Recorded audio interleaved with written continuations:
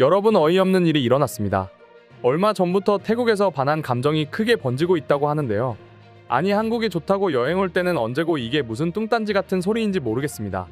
특히 한국을 찾는 태국 관광객 수가 급감하고 있어서 동남아를 대상으로 한관광 산업이 타격을 입고 있다고 하는데요. 우리야 전 세계에서 관광객이 오니까 상관없긴 합니다만 자기들이 뭐라고 한국을 욕하는지 이해가 가지 않는 상황입니다.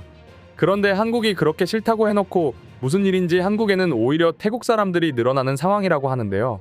심지어 불법 체류자 1위 국가가 태국이며 태국과 관련한 범죄까지 늘어나고 있어 정부가 골치라고 합니다. 한국이 싫다고 해놓고 막상 우리에게 피해를 끼치고 있는 태국인들. 대체 무슨 생각에서 어떻게 된 일인지 지금부터 여러분들의 구독과 좋아요 받으면서 시작해 보겠습니다. 통계에 따르면 올해 초 4개월간 한국에 온 태국 관광객 수는 급감했습니다. 11만 9천 명으로 작년 동기 대비 21% 감소한 숫자인데요. 이는 57만여 명이 온 2019년과 비교하면 더욱 심각한 상태죠. 코로나19와 중국의 방한령으로 관광산업에 큰 타격을 입었던 과거를 비춰볼 때 쉽게 볼 문제가 아닌 것 같습니다. 급기야 지난 8월 2일 태국 외교장관이 직접 나서 태국인들의 방한이 늘 수 있도록 협력 강화를 요청하기까지 했죠. 알고 보니 이런 일이 일어난 전말에는 태국 현지의 이상한 유행 때문이었습니다. 요즘 태국 SNS상에서는 샵밴코리아라는 해시태그가 화제인데요. 이는 한국 불매라는 뜻으로 태국인 한두 명이 아니라 들불 번지듯 한국 불매에 대한 해시태그가 퍼지고 있다고 합니다. 결국 반한 감정으로까지 커진 것이고요. SNS 게시물들을 살펴보면 가관입니다. 나는 지난해 한국 입국 심사에서 거부당해 바로 방콕으로 돌아갔다. 나는 영어를 잘하지 못해 한국 당국에 따르는 것 말고는 선택지가 없었다. 라고 푸념을 늘어놨습니다. 또 다른 누리꾼은 나는 한국에 매우 나쁜 인상을 받았다. 지금까지 중에 가장 스트레스가 컸던 여행이었기 때문에 다시는 한국에 가고 싶지 않다. 라고 비난했습니다. 이 때문에 많은 태국 관광객들이 이제는 한국 대신 다른 곳으로 여행을 떠나고 있다고 합니다. 그런데 한 가지 짚고 넘어가야 할 것이 있습니다. 최근 태국인 관광객의 한국 입국이 어려운 이유가 무엇인지 따져봐야 하기 때문이죠. 실제로 전자여행허가서인 KETA 비자를 소지한 많은 태국 관광객이 입국 심사장에서 거부당하는 일이 빈발하고 있는데요. 이로 인해 호텔 예약, 항공권 등에서 수백, 심지어 수천 달러를 손해봤다는 불만이 줄을 잇고 있습니다. 더군다나 입국 거부를 당한 이들 입장에서는 여권에 입국 거부 도장이 찍혀 타국으로의 여행을 더 어렵게 만들기도 하죠. 태국 관광업계 관계자는 최근 태국인들이 한국 여행을 기피하는 이유로 한국의 관광 명소가 많지 않기 때문이라고 주장합니다. 그에 따르면 한국 대다수 여행지는 인기 드라마 덕에 유명해서 잠시 핫할 뿐이고 중국과 일본은 더 많은 매력과 쉬운 입국, 신선한 공기가 있다고 하지만 중국과 신선한 공기라니 고지곳대로 들리진 않네요. 오히려 쉬운 입국에 포인트가 있는 것 같습니다. 코로나19 이전 한국은 태국 국민에게 KETA 비자로 90일 체류를 허용했습니다. 하지만 이 정책으로 일부 태국인들이 불법 취업을 위해 더 오래 체류하는 현상이 나타났습니다.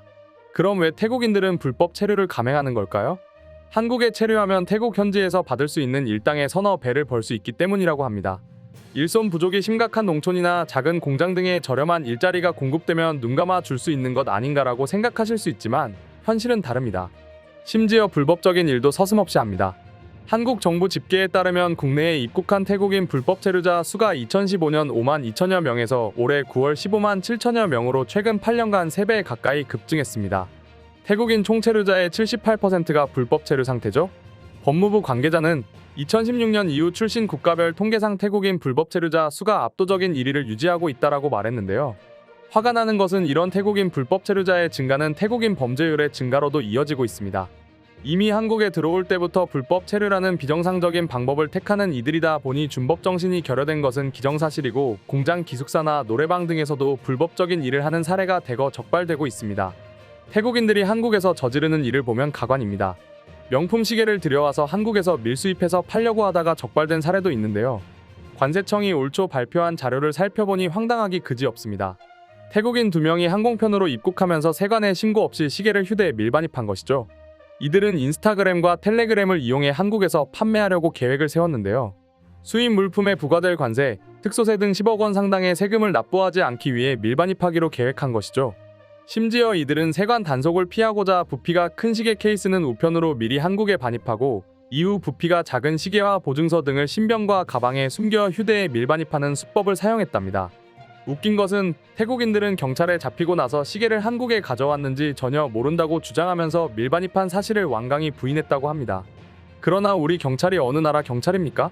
세관의 CCTV를 분석하고 압수수색, 관련자 조사 등을 통해 파렴치한 태국인들의 혐의 사실을 밝혀냈답니다. 여러 문제를 일으키는 태국인들, 진짜 골치 아픈데요. 얼마 전에는 화성의 한 초등학교 앞에서 음란행위를 하던 사람이 체포되는 일이 있었습니다. 잡고 보니 태국 출신의 불법 체류자였습니다. 알몸인 상태로 코트만 걸친 채 화성의 한 초등학교 인근을 배회하며 지나가는 시민들을 위협하거나 놀라 도망치는 여성을 뒤쫓아가 신체를 만지는 등 추행하기도 했다고 하죠. 사실 지금 전해드리는 이야기 외에도 나쁜 일은 셀 수 없이 많습니다.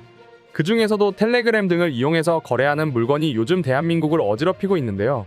특히 태국인들이 작정하고 하는 바람에 한국 경찰도 총책을 잡기 위해 노력하고 있다고 합니다. 이 부분에 대해서는 제가 차마 언급을 할 수 없어서 답답한 마음일 뿐입니다. 이쯤 되면 자기들이 잘못해놓고 한국 정부 탓을 했다는 게 너무 어이가 없고 적반하장이 아닐 수가 없고요.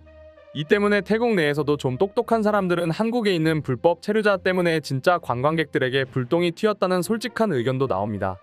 그럼에도 진실을 외면한 채 태국 인터넷 커뮤니티에는 한국에 대한 불만이 줄을 잇고 있죠.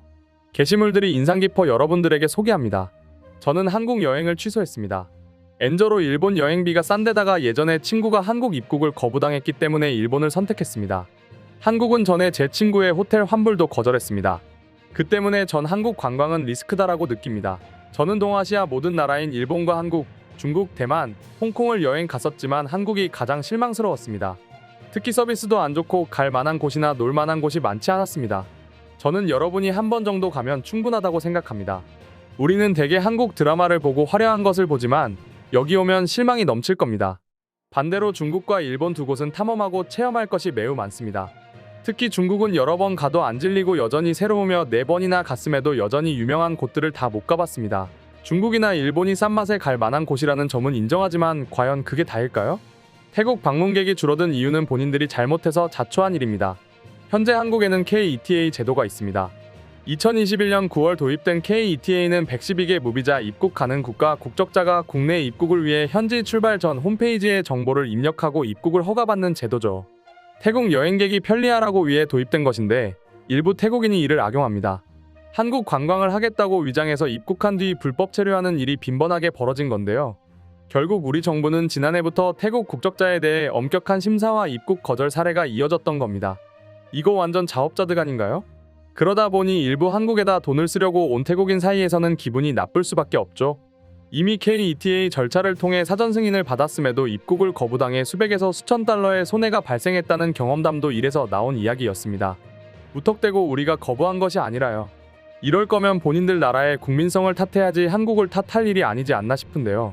태국인들의 불만에도 불구하고 우리 정부는 응당 그래야 하듯이 불법 노동자를 막기 위해 엄격한 심사가 꼭 필요하다는 입장입니다. 태국인들이 한국 관광을 기피하고 있어 관광산업 타격이 우려된다는 말씀을 드렸습니다만 그 이유를 찬찬히 살펴보니 법무부의 깐깐한 심사가 밉게 보이지는 않습니다. 관광산업도 좋지만 한국인들의 평온한 일상을 해치지 않는 건전한 관광객만 받았으면 좋겠다는 생각도 들고요. 저번 제주 시내에 똥을 지린 중국인들이나 불법 체류하며 마약 유통시킨 태국인들은 걸러도 좋을 것 같습니다. 사실 우리 관광업계에서는 아직 태국의 보이콧 운동으로 인한 여행객 입국 감소를 체감하지는 못하고 있다고 합니다. 조만간 여파가 닥치긴 하겠지만 마냥 손을 놓고 있지는 않다는데요. 예를 들어 비국적자가 지역 공연예술 아카데미에 등록하고 최대 2년간 한국에 머물 수 있도록 허용하는 한류 비자라는 프로그램도 준비하고 있다고 합니다. 어중이 떠중이로 오는 외국인이 아니라 한국을 진심으로 사랑하는 한국 대중문화 팬을 위한 새로운 비자를 통해 주요 아시아 관광지로서의 지위를 유지하려는 시도가 성공했으면 합니다. 오늘도 귀한 시간 내서 시청해 주셔서 감사합니다. 행복한 하루 보내세요.